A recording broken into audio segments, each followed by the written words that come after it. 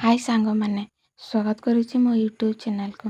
आज आम गोटे पर्स बनइबा से मुझे गोटे पेपर नहीं पेपर टी को एमती दी फोल्ड करी एवं यापर ऊपर गोटे सीधा गार टाणीदबा।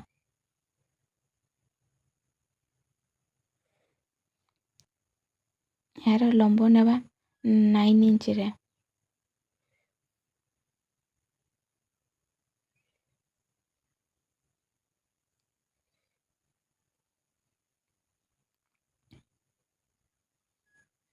एमती 9 इंच रे नेबा एवं एपट साइड रे मध्य 9 इंच रे मार्क करके यही दुईटी मार्क को मिसई दबा। यापर यार चौड़ा नेबा 5.5 रे मुझे जी पेपर रही से नहीं यही साइड मध्य सीधा गार टाणी मिसई दबा। यापर यही जो मार्क होईची से मार्क अनुसार यहाँ को काटिबा।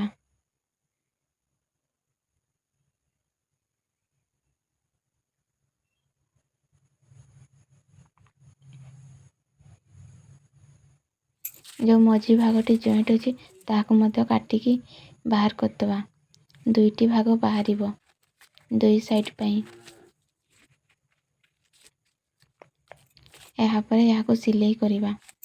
तो यहाँ को सिलाई करिबा केमिति तो तीन साइड रे सिलाई करिबा। यही तीन साइड रे वर्तमान सिलाई हबो। वर्तमान मोर तीन साइड सिलाई हो जाइए। यहाँ पर यहाँ को ओलटेइबा। वर्तमान यहाँ को ओलटेइकी सीधा कर देइछि। ये जो मझी भागटी खोला अच्छी कपड़ार कले ए चेन लगी थाए। एहीपरी नुआ नुआ वीडियो देखिबा पई मो चैनल टी सब्सक्राइब करंतु।